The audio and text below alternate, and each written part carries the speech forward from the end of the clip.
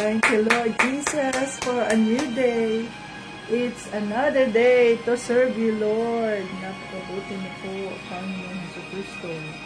Salamat po, Lord, sa iyong kabutihan. Sa panibagong umaga, ngayon ay Miyerkules ng umaga. Hallelujah, Jesus. Thank you sa iyong kabutihan, Panginoon Jesucristo. Nandito na naman kami upang ikaw ay aming pasalamatan, upang ikaw ay aming sambahin, upang ikaw ay aming itaas. Hallelujah, Jesus. Hallelujah, Jesus. Thank you, Lord. Thank you, Lord. Praise God for a new day. Yes, Lord Jesus.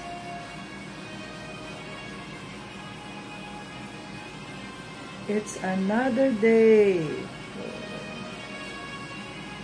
A new day.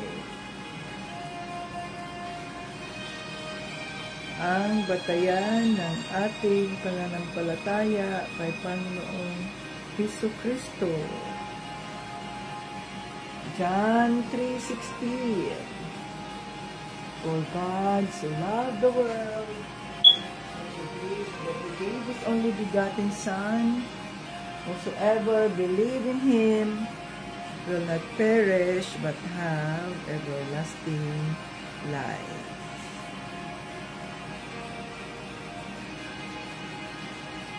Ganun na lamang ang pagmamahal ng Diyos Ama na ibinigay niya ang kanyang isa-isang anak, na kung sino man ang maniwala sa kanya ay hindi mamamatay kundi magkaroon ng buhay na walang hanggan. Hallelujah. Happy moments, praise God. Difficult moments, seek God. Quiet moments, worship God. Painful moments, trust God.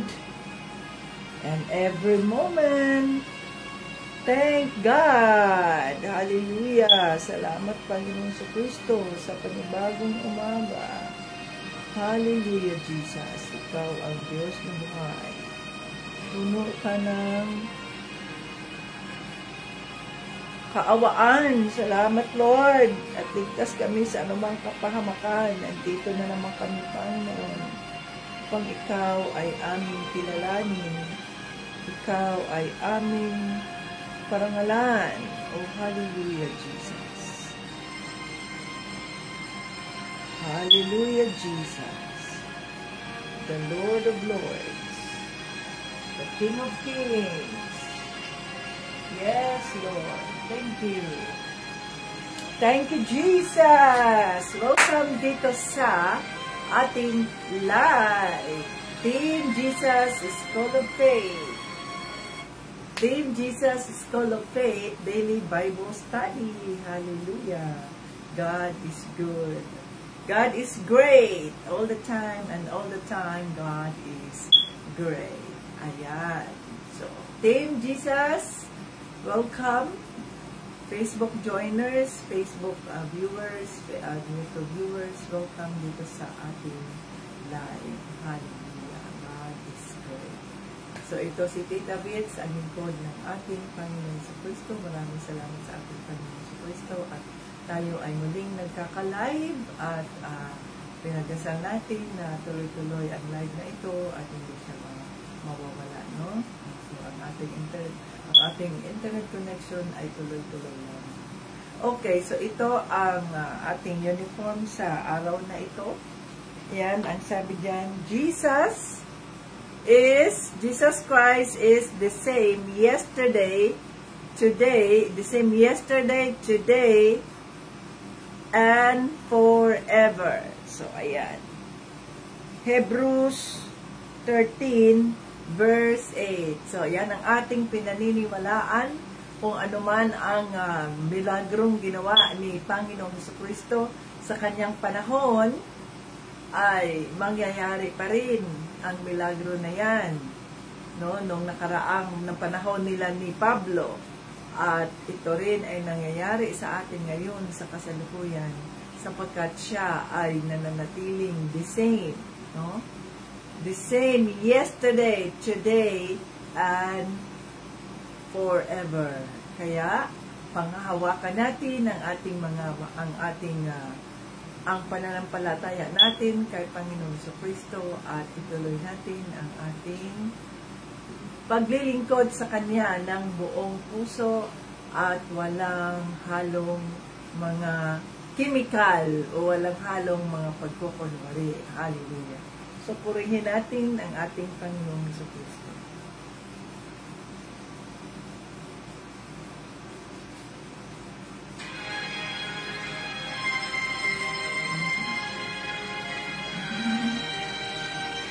Praise God.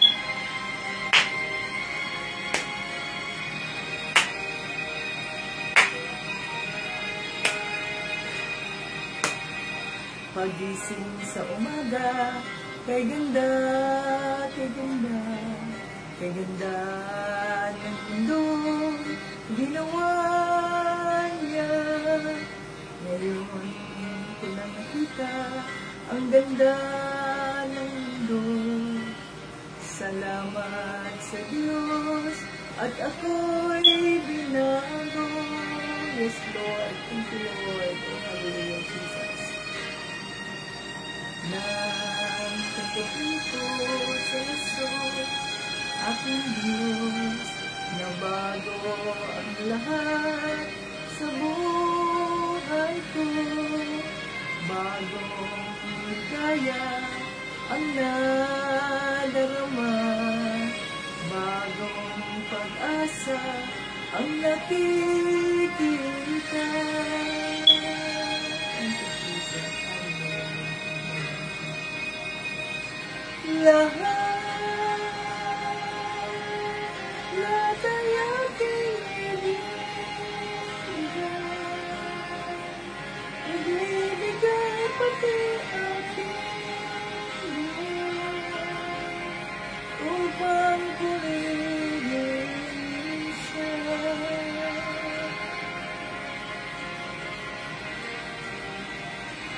Lahat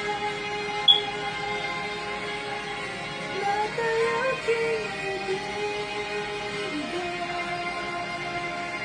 ibibigay pati aking upang purihin siya.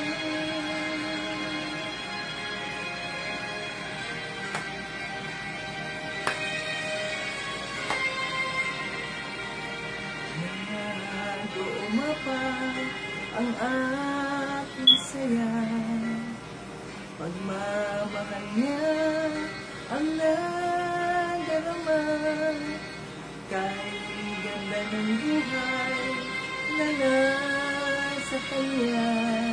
Purihin ang Diyos, purihin si Jesus.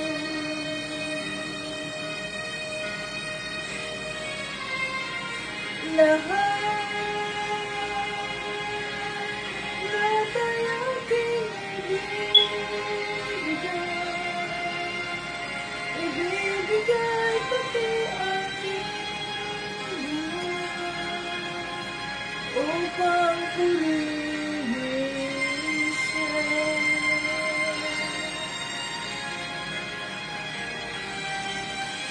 Lahat ay aking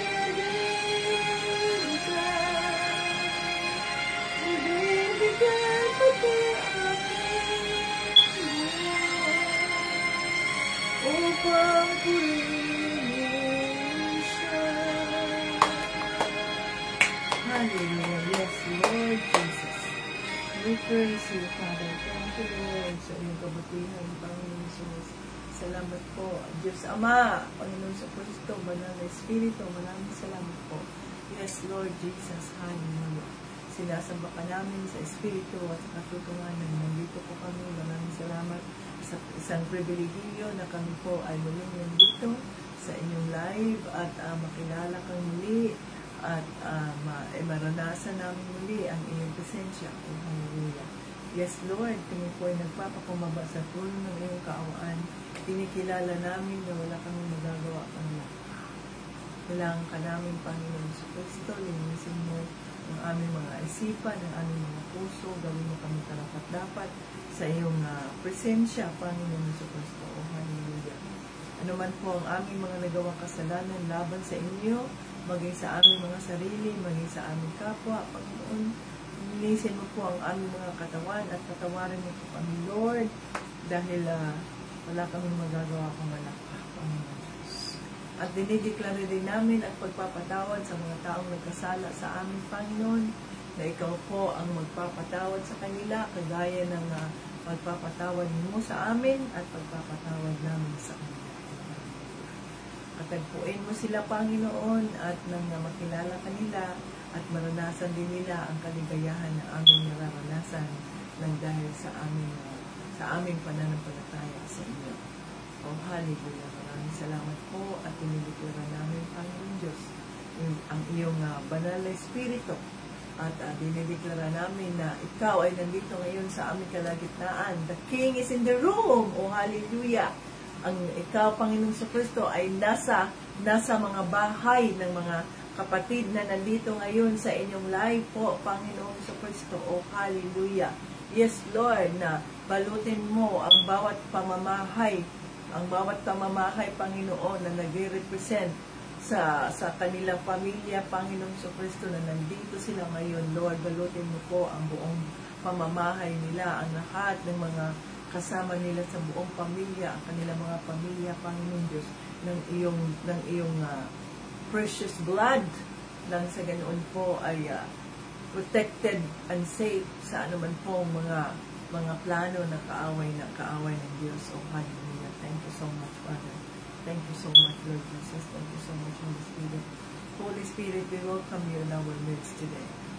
Come, Holy Spirit, I need you now. I need your anointing, come in your power.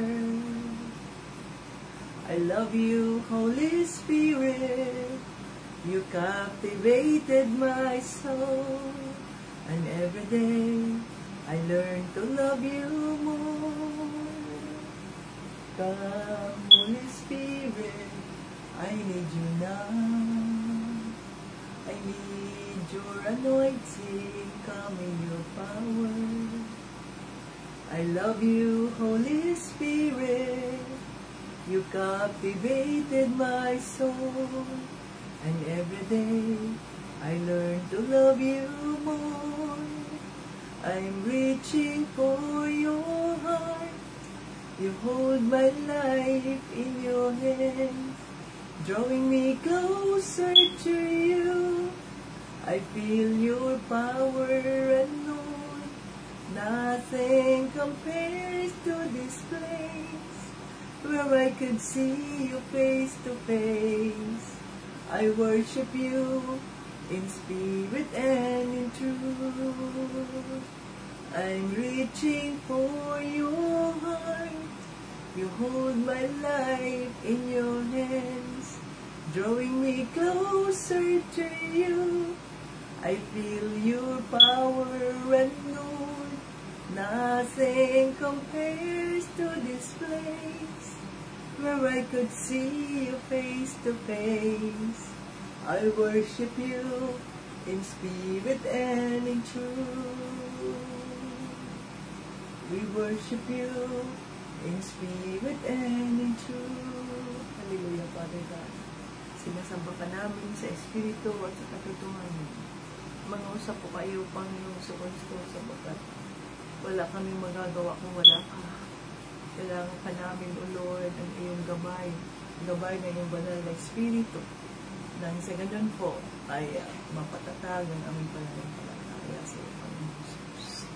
Kakain na naman kami ng sariwang mana mula sa langit, na ito'y magpapalakas sa aming mga espiritu, at kung ang aming mga espiritu ay malakas din ang aming mga katawan. O hallelujah. Yes, Lord Jesus. Thank you, Lord Jesus, sa iyong kabutihan, Thank you, Lord. Dinideklara namin na ang live na ito ay holy, sanctified by the blood of Jesus.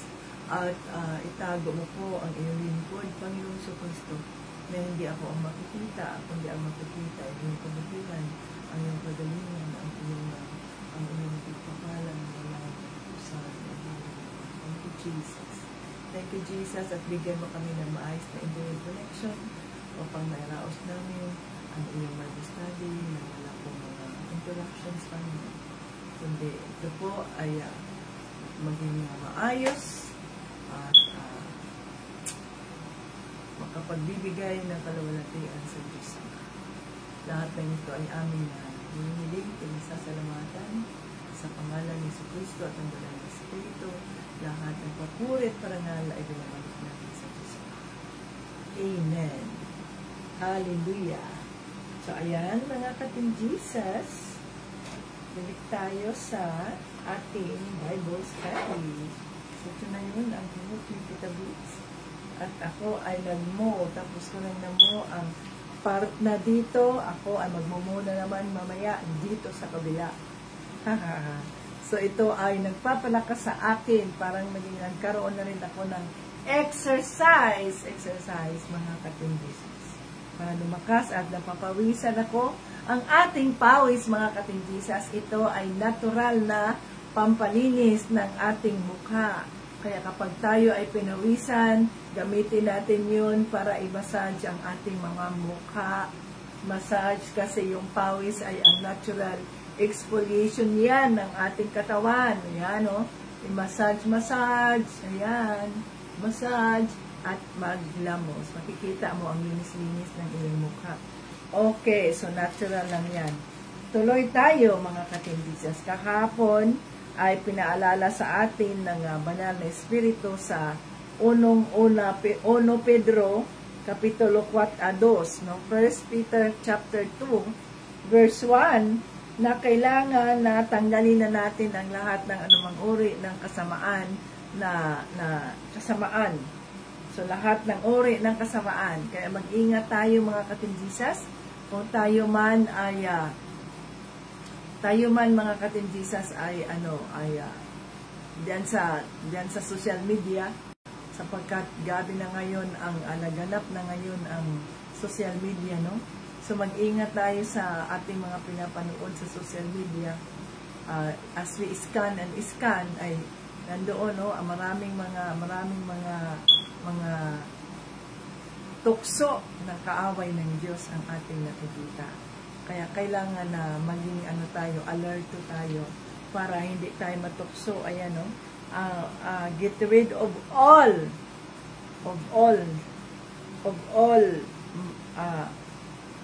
all malice and deceit, hypocrisy, envy, and slander of every kind.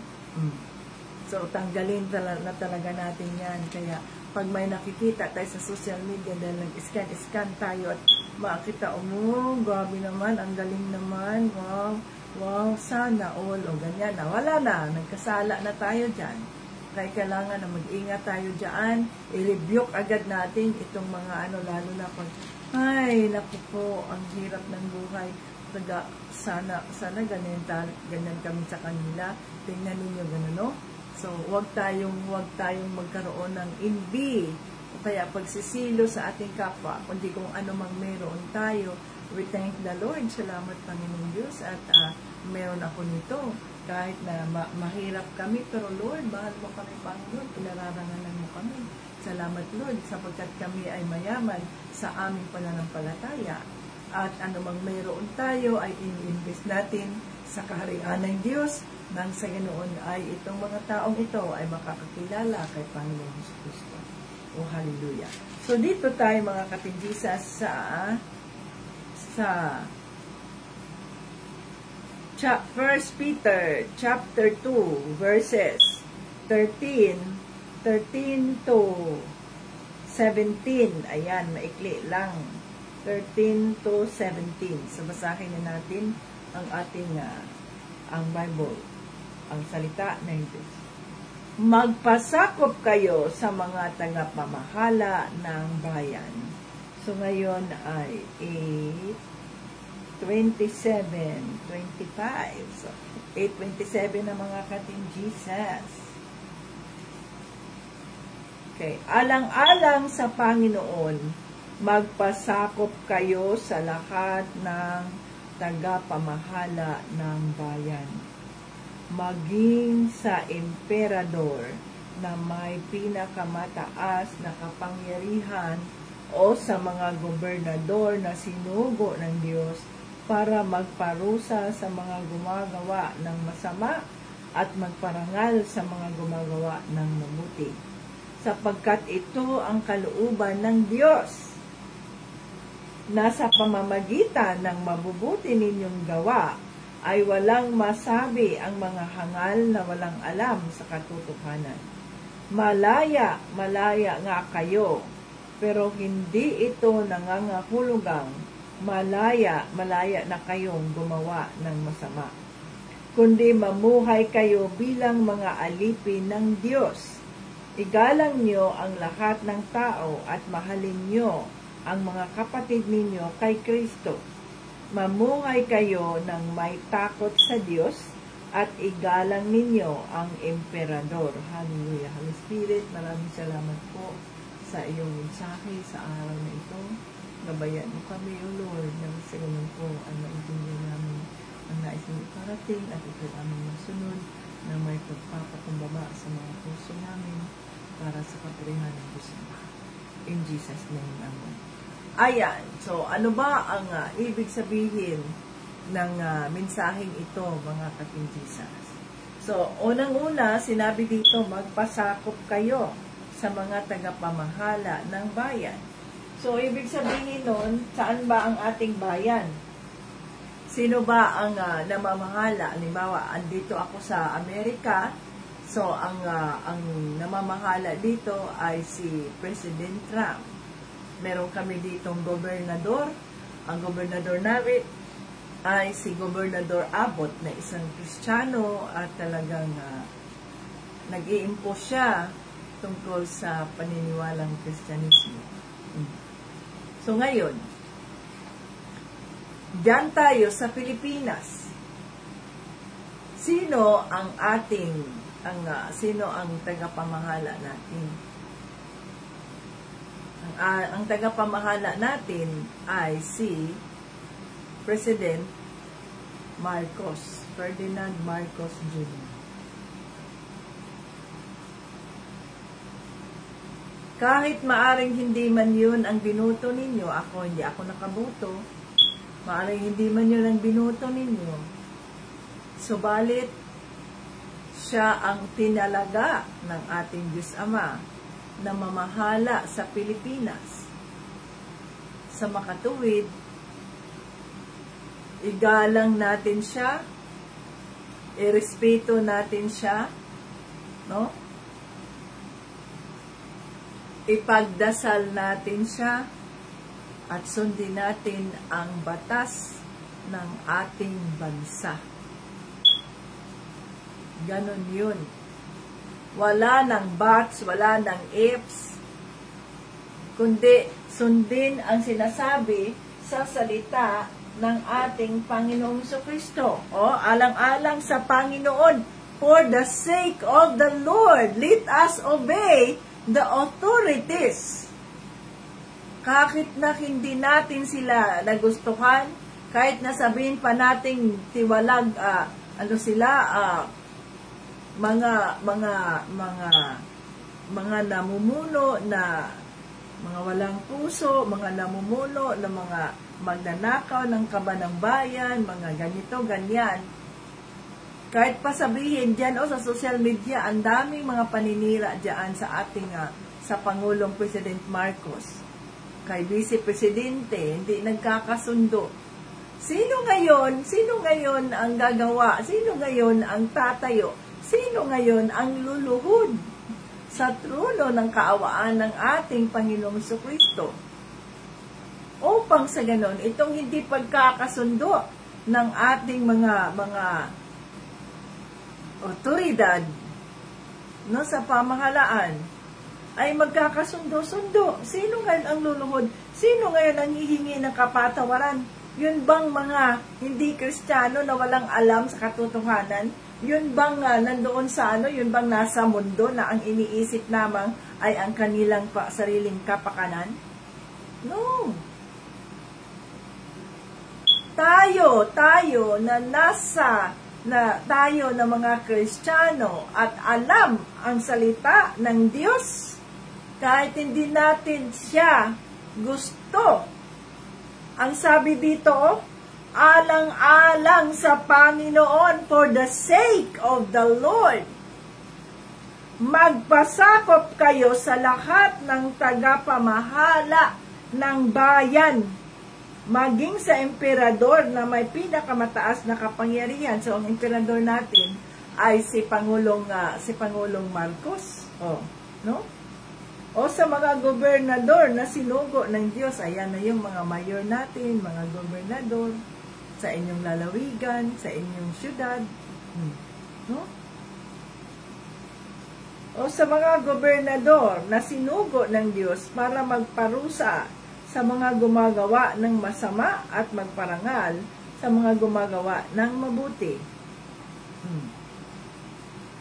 Sapagkat ito ang kalooban ng Diyos na sa pamamagitan ng mabuti ninyong gawa ay walang masabi ang mga hangal na walang alam sa katotohanan o hala.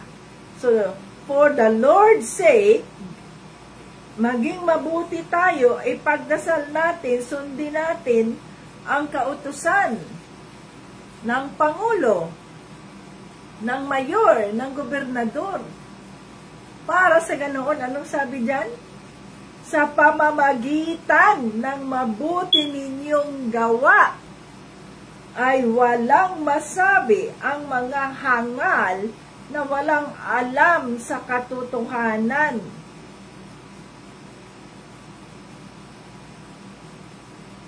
O see? So tayo, para sa ganoon, itong mga hangal, tingnan ninyo, foolish, itong mga taong wala kay Kristo, itong mga taong di nakakaalam sa katotohanan, sila ay mga itinuturing na hangal. Wala silang masabi sa atin.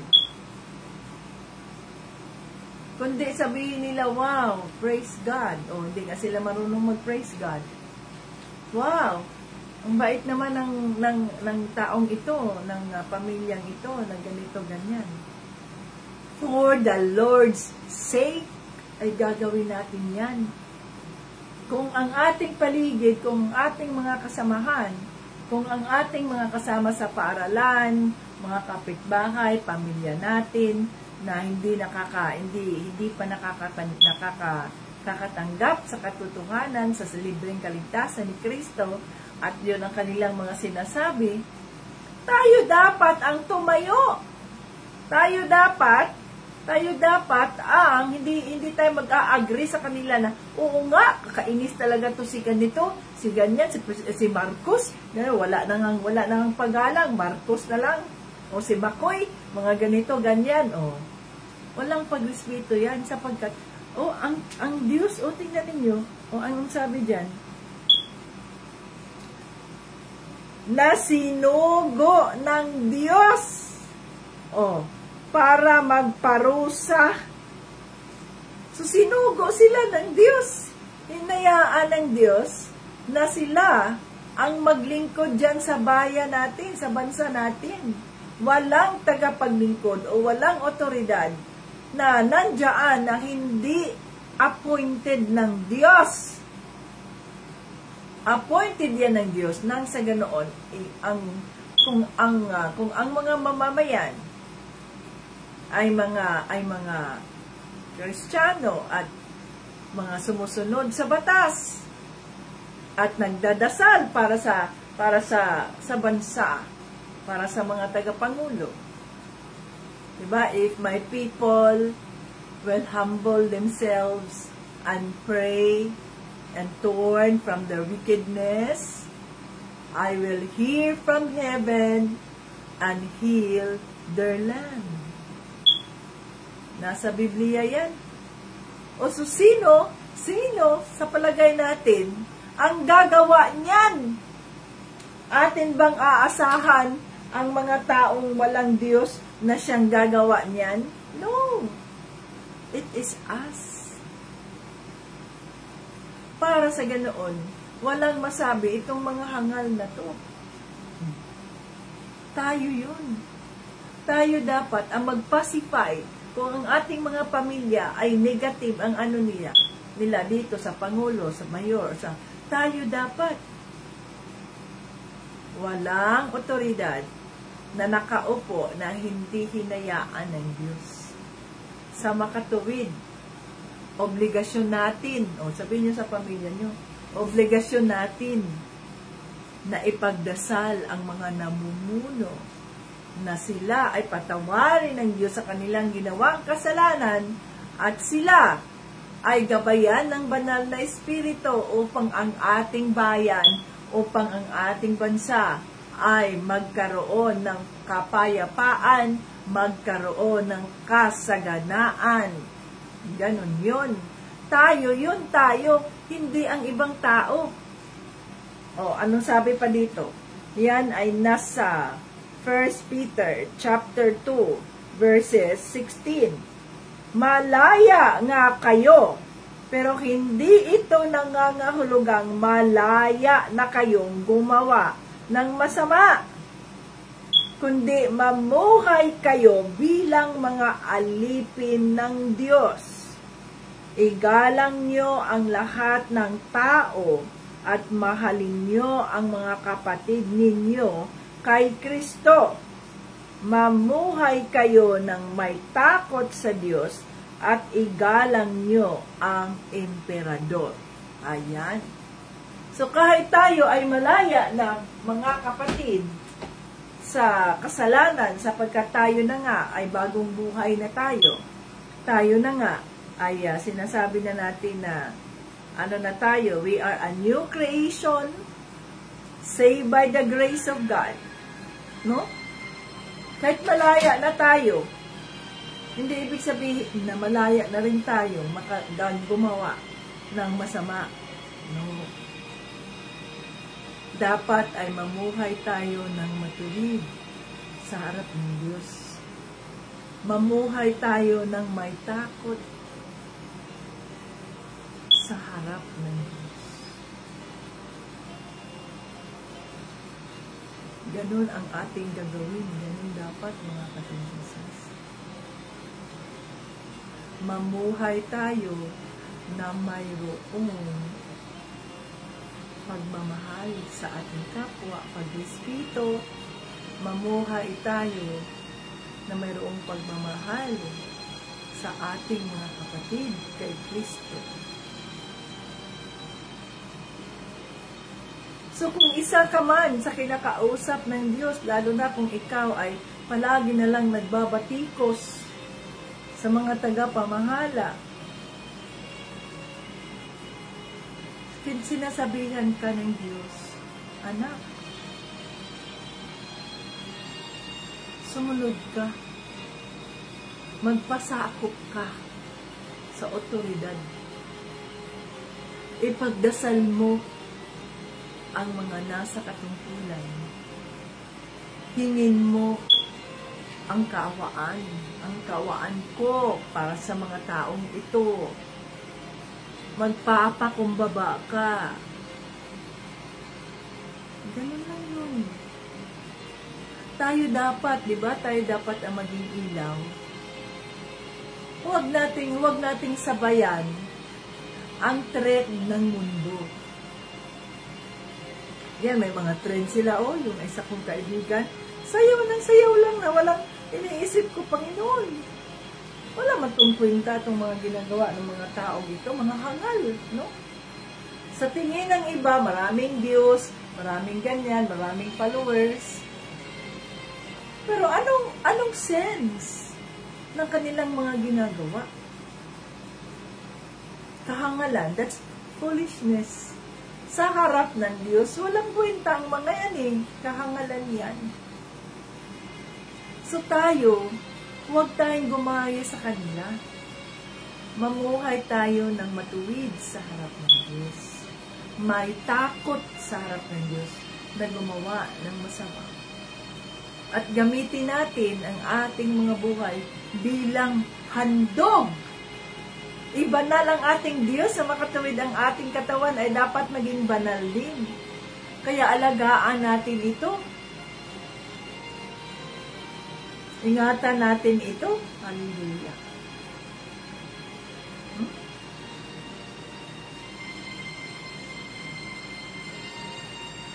Ayan mga katindisan. Kung kayo man ay na-rebuke, ibig sabihin nun, sino ang gagawa nun? Ikaw, siya, ako, tayo bilang kabahagi sa katawan ni Kristo. Tayo dapat ang umiyak, tayo dapat ang lumuhod sa harap ng Diyos at trono ng kanyang kaawaan. At hingin natin ang kanyang kaawaan sa ating bansa. Hingin natin ang kapayapaan sa ating bansa. Hingin natin, mga katingisas.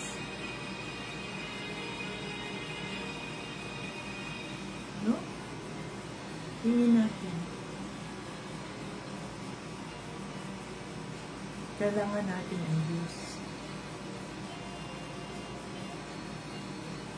Baguhin na natin ang ating pananaw. Huwag na tayong makibahagi sa mga ginagawa ng mundo. Kundi tahimik kung may nakikita tayo sa social media na ganyan, paninira na naman ni ganito, paninira na naman ni ganyan. Kahit 30 seconds lang, pwede yun. Hindi naman sinasabi ng Diyos na kailangan mag-pray ka ng kalahating oras, kailangan mag-pray ka ng 1 oras, kailangan mag-pray ka ng ganyan. Hindi mo sinabi ng Diyos niyan. Anong halaga ng pagdarasal natin ng paulit-ulit, kaya yung ginagawa ng iba, yung Holy Rosary? Naalala ko dati yung nanay ko, yung aking lula, nag-rosary sila, tawag na Holy Rosary. Bakit naging holy yun? Oh. Paulit-ulit na lang, ilang beses na lang yung rosaryo. Ganyan, ulit na naman. Iba na namang station daw, ulit na naman. Ilang oras hanggang sa nakakatulog, hindi na natapos.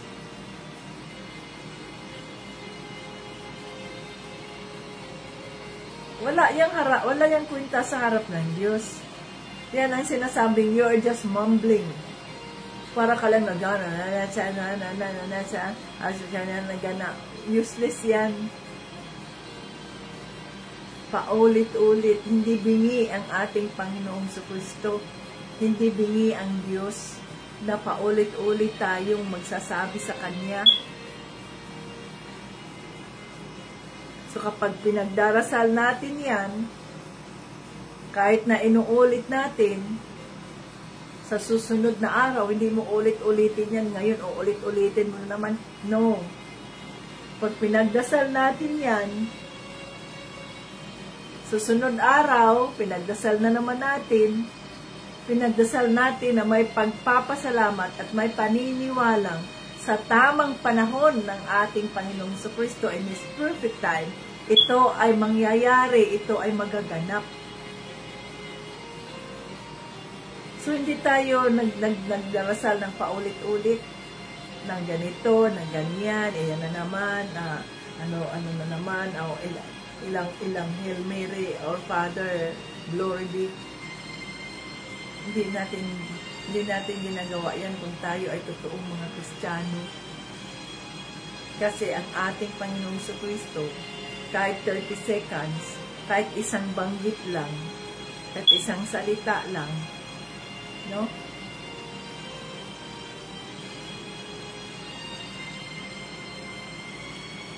Pag totoo, nasa puso, nandiyan siya, nakikinig siya, mga katingisas.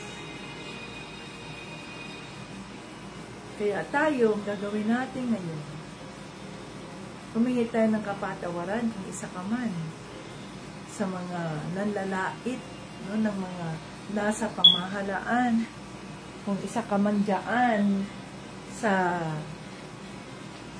no? Isa ka man dyan sa mga nanglalait, sa mga nasa otoridad, na nandoon yung hate mo, nandoon yung galit mo, nandoon yung inis mo. Wala, yun, hindi yan sa Diyos. Sa ano yun, sa demonyo yun, yung mga espiritong inis, galit, panlalait. Hindi yan nanggagaling sa Diyos. Kailangan na ang ating i-welcome ay ang fruit of the Spirit. The Spirit of love, the Spirit of joy, the Spirit of gentleness, the Spirit of kindness, the Spirit of faithfulness, the Spirit of patience, no? Self-control, ano pa yun? 8 yun. Peace. Yun dapat i-welcome natin. Hindi yung mga masasakit na salita. Hindi yung paninira sa kapwa. Hindi yung ating hindi yung ating pagsisilos, yung ating pagkaingit sa kapwa. Kundi mag-focus tayo kay Panginoong Jesucristo. Ipagdasal natin ang ating mga nasa pamahalaan.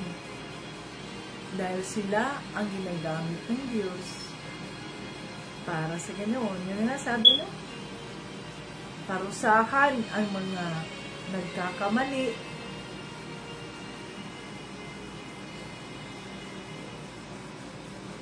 Tandaan natin, mayroon tayong batas.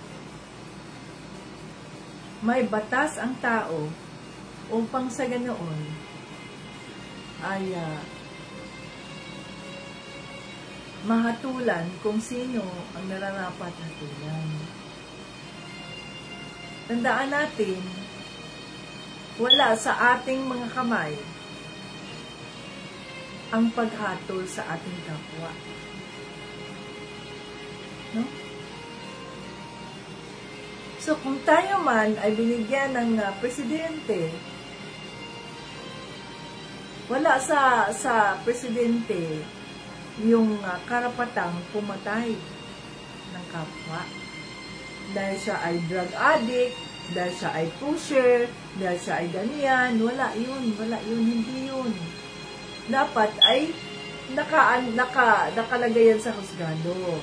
Ayan, ano yan sila, anong gagawin sa mga ito, sa mga ganyan.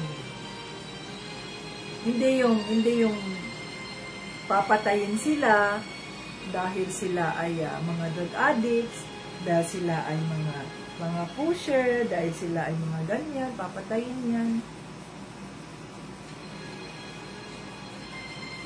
Hindi natin hawak ang buhay ng tao. Kung sila man ay nasa posisyon, katungkulan, hindi nila yun obligasyon o kaya hindi nila yun part ng katungkulan nila na pumatay sila ng maraming mga tao ng mga ganito dahil nga sila ay mga drug addict, sila ay mga ganito sa droga at iba-iba. Kahit maaring tayo man ay halimbawa ako ay sumusuporta at napinagdasal ko si President Duterte. Pero hindi ko gusto ang ginawa niya, kung ito man ay totoo, na hindi dumaan sa due process yung mga taong nga sabihin natin na pagsinungalingan o na pagbintangan na mga drug addicts o kaya drug dependents. Hindi sila dumaan sa judiciary process. Sila ay agad na hinusgahan at pinatay. Wala man tayong karapatang gawin yun. Only the Lord has the right. So, mag-focus sana ang presidente kung ano ang nakakabuti sa bansa. Kaya, ang dami ngayon, nakita ko doon sa Facebook, 8 years old, ni-rape. Ni-rape yung batang yun. Kaya kayong mga magulang, huwag ninyong hayaan ng inyong mga anak ay mag-isang uuwi.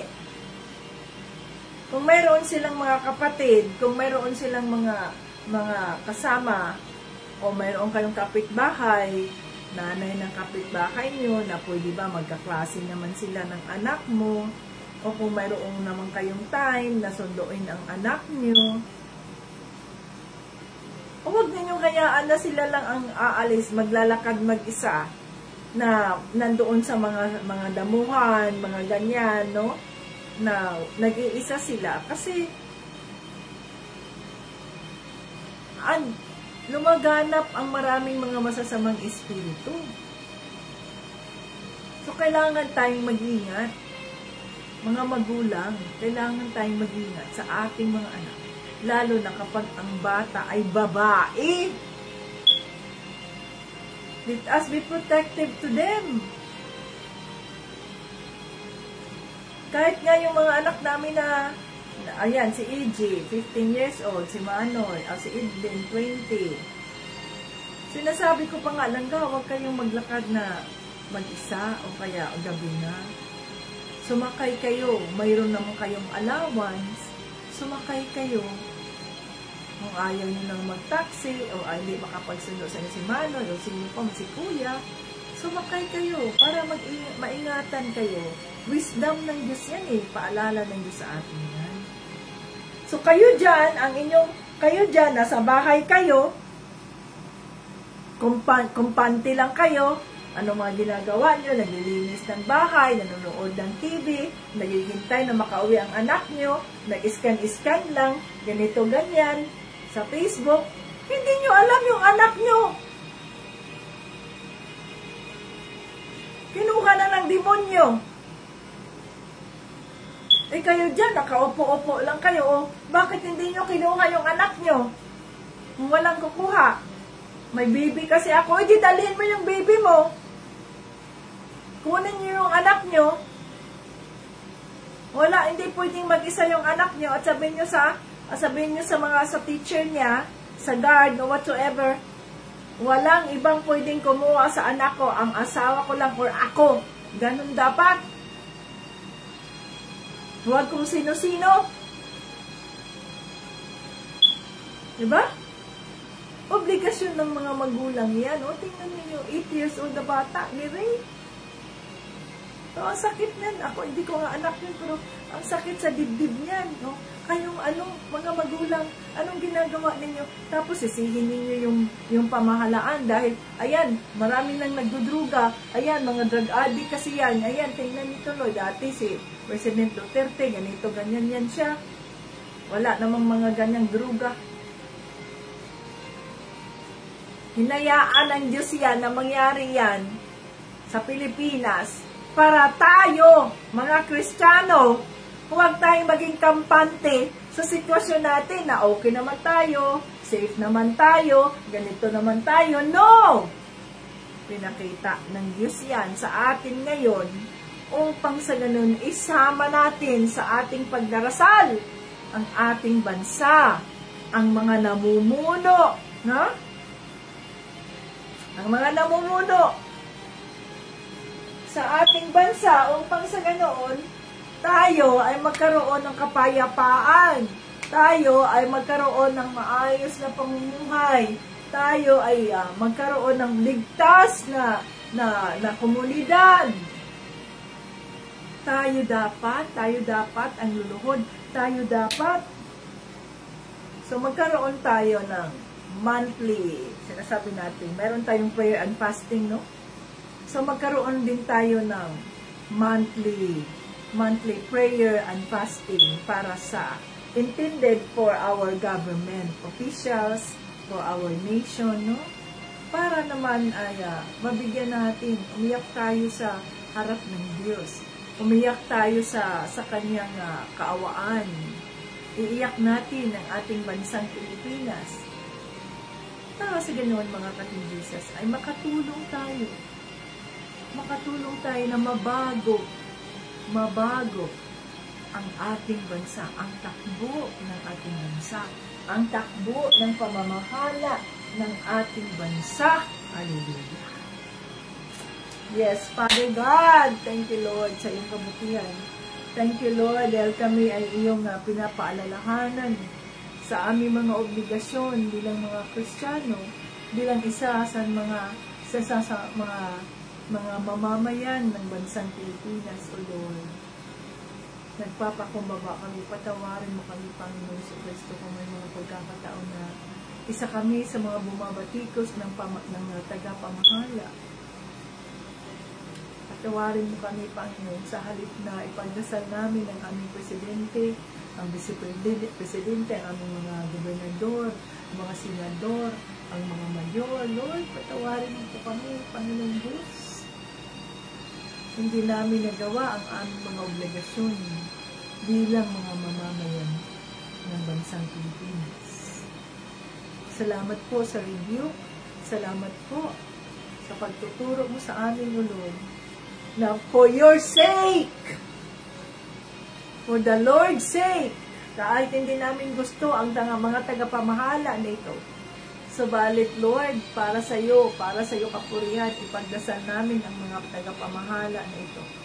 So ngayon, Panginoong Jesucristo, tinataas po namin ang aming bansang Pilipinas, tinataas po namin ang aming Pangulo, si Pangulong Marcos, si Vice Presidente Duterte, Sara Duterte, ang mga senador, ang mga congressman, ang mga gobernador, ang mga mayor, Panginoon, ang mga barangay kapitan, ang mga konsihal, at sino pa man po ang mga nasa tagapamahala, Panginoon Diyos, ng iyong bansang Pilipinas. O Lord, tinataas namin sila sa inyo, Panginoon Diyos. Patawarin mo po ang aming bansa. Patawarin mo po kami sa aming mga nagawang kasalanan, Panginoon. Please, Lord, patawarin mo kami, Panginoon Jesucristo.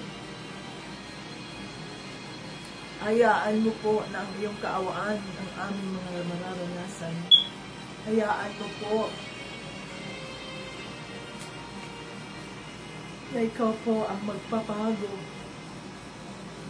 sa paraan ng pamumuno ng aming Pangulong Marcos. Panginoong Jesus, heal our land, Lord. Ano man po ang sitwasyon ng Pilipinas, Panginoon, walang imposible sa iyo. Walang imposible sa iyo. Naniniwala kami, Panginoong Jesucristo, kaya mong baguhin ang aming bansa. Kaya mong baguhin ang mga namamahala ng iyong bansa, Lord, as we continue as the body of Christ, as we continue to humble ourselves before you and ask the forgiveness of our sins ng aming bansa, Panginoon, maging ng aming mga tagapamahala. O hallelujah. Yes, Lord. Tulungan mo kami na masunod namin ang kalooban mo, masunod namin ang batas upang makita ng iba na kami ay mayroong Kristo. Panginoon, ikaw po ang magbibigay ng kapayapaan ng Pilipinas. Ikaw po ang magbigay ng mga pagpapala sa bawat mamamayan. Ikaw po ang magbibigay ng karunungan at gabay ng iyong banal na Espiritu para sa aming Pangulong Marcos, Lord. Para sa ganun po ay maging ang mga kabinete ni Pangulong Marcos, Panginoon Diyos, na sila po, Panginoong Diyos, ay maging conscientious, may takot sa iyo na gumawa ng kamalian.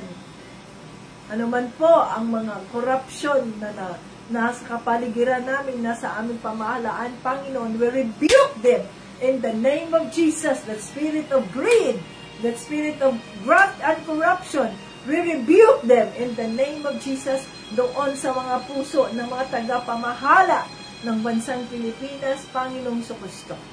At, O Lord God, we get loose the spirit of humility, the spirit of honesty, the spirit of fear of the Lord, for it is the beginning of wisdom. O hallelujah. Yes, Lord, naniniwala kami, Panginoon, na ikaw po ang kikilos sa mga buhay ng mga tagapamahala ng aming bansang Pilipinas, at ang bansang Pilipinas ay uunlad, at ang bansang Pilipinas ay makilala sa sanlibutan bilang Kristiyano. Dinideklara namin na Jesus Christ is Lord over the Philippines. Oh, hallelujah! Praise God sa kanyang kabutihan. Jesus Christ is Lord over the Philippines. Thank you, Jesus, sa iyong kabutihan. We praise you and we glorify you. Be exalted, Jesus is Lord. Be exalted, Lord Jesus, over the Philippines. Be exalted, Lord Jesus, over America. Be exalted, Lord Jesus, over the world. Oh, hallelujah, that every knee will bow down and every tongue shall confess that Jesus Christ is Lord. Hallelujah. Woo! Yes, Father, thank you, Lord, sa kapayapaan na aming nararanasan sa kabila ng kaguluhan na aming nakikita sa aming paligid, ng mga banta, ng mga kasamaan. Pero, Panginoon, naniniwala kami that you are greater than anything else in this world. Hallelujah. My God is greater than anything else in this world. Hallelujah. Thank you, Lord, for answering our prayer, Father. We believe, O God, that you hear our prayer and in your perfect time, these things will come to pass for God's purpose and glory. Ano man po ang pangangailangan ng iyong mga kaanakan ngayon, ano man po ang kanilang mga prayer request, Panginoong Diyos, let it come to pass for your purpose and glory, at patuloy namin tinataas sa inyo ang kagalingan ng mga sakit ng aming mga pamilya, maging si Tito Brian, maging si Tita Lynn, si Tita Jane, at sino pa mang magkakasakit, maging si Sis Abby, ang anak ni Sis Leah, at ang kapatid ni Sis Evelyn, at sino pa man po ang mga nangangailangan ng prayer, healing prayer, o mga provision, Panginoon. Ikaw po ang magbibigay nito, Panginoon Diyos. Dinideklara namin na ikaw ang magbibigay noon. Ang mga nandito ngayon, Panginoon Diyos, ay pagpapalain mo ng siksik, liglig, umaapaw, nang sa ganoon sila rin ay maging pagpapala ng iba at mapurihan ang Diyos Ama. Oh, hallelujah. Salamat po sa lahat. Salamat po sa kapatawaran ng aming mga kasalanan. Salamat po sa matagumpay na live ng inyong Bible study. Maraming salamat po, Banal na Espiritu, sa iyong paggabay sa amin, sa bawat isa. Itatak niyo sa aming mga isipan, sa aming mga puso, ang iyong salita. Nang sa ganoon po, ito ay aming maging gabay at patuloy naming lalakaran ang aming pananampalataya kay Panginoon Jesucristo. Thank you, Lord, as we declare that Jesus Christ is Lord over us, and as for us and our family, we will serve the Lord Jesus Christ. And as we declare that no weapon that come against us and our family shall prosper in the mighty name of Jesus. Lahat ng papuri at parangal ay binabalik namin sa Diyos Ama. In Jesus' name. Amen!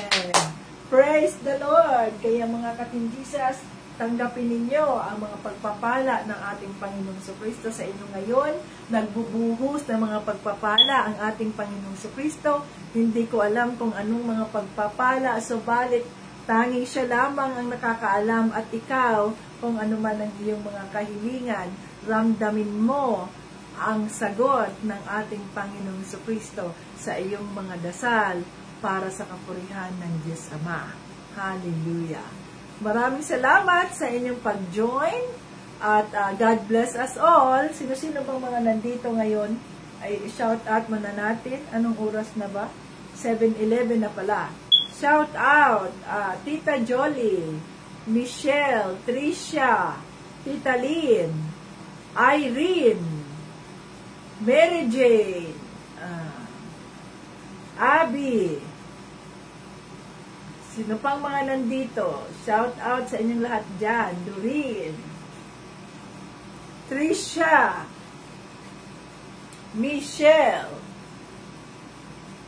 Sino pa? Wala na. Josephine, shout out. Angeline, shout out. Abby. Tapos na. Tapos ko na sinabi si Abby. Oh, Marina. Shout out sa inyong lahat dyan. Sino pa ang hindi ko na shout out?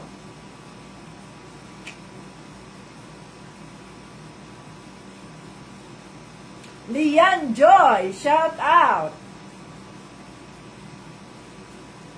At marami pang iba. Wala na. Nasa na ang iba dyan? Bakit hindi ko na nakikita ang iba dyan? Michelle Riga, shout out. Sandy, shout out. O, asa na ang iba? Jerome, shout out. Joby Aburito, shout out. Erica, shout out. Evelyn, shout out.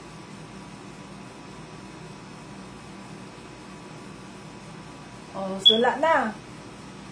Tita Jane, shout out sa'yo dyan. So, hanggang sa muli, wala na. Hindi ko na nakita yung iba dyan. Nasa na ang iba dyan? Crystal May, shout out. Tita Jolie, oh. Wala na yung iba. Nasaan na yung iba? Crystal May. Oh, nasaan na yung iba? Nasaan na dito sila si Brother Eric, sila ni Brother Jomar, sila ni Lens Arante, shout out. Sila ni Sister Jeanette. Nasaan na? Sila ni shout out Jonaline. Asa na ang iba para ma-shout out natin? No? So, wala na. Shout out. O, shout out Joby Aburito. Asa na ang iba dito? Wala na.